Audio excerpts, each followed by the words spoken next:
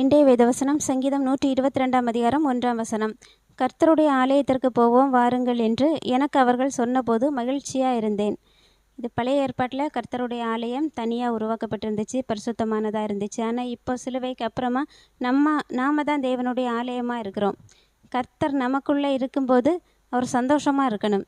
அவர் சந்தோஷப்படுத்தணுன்னா அவருடைய வார்த்தையின்படி இன்றைக்கும் நம்ம படிக்கும்போது அநேகந்தரம் பார்த்தோம், என்னை மறக்காதன்னு அவர் சொல்லிக்கிட்டே இருக்கிறாரு. ஏன்னா அந்த மாதிரி சிச்சுவேஷன்கள் நம்மளுடைய வாழ்க்கையில் வருது. பணம் அதிகமாக வந்தாலும் மறந்துடுவோம், இல்லை ரொம்ப பிரச்சனைகளுக்குள்ளே போனாலும் நாம் ஏசப்பாவை மறந்துடுவோம், பிரச்சனையே நினச்சிட்டு இருப்போம். ஆனால் அப்படி இல்லாமல் அவருடைய வார்த்தையை ஒவ்வொரு நாளும் கேட்கும்போது கேட்கிறவர்களாய் மட்டும் இல்லாமல் அவருடைய வார்த்தையை கேட்டு அதன்படி நடக்கிறவர்களாய் இருக்கும்போது கர்த்தருக்குள்ளே நம்மளுடைய ஆத்மாவும் மகிழும், கர்த்தரும் நமக்குள்ளே இருக்கும்போது சந்தோஷமாக இருப்பார். நம்மளுடைய வாழ்க்கையும் மிகவும் மகிழ்ச்சிகரமானதாக இருக்கும்.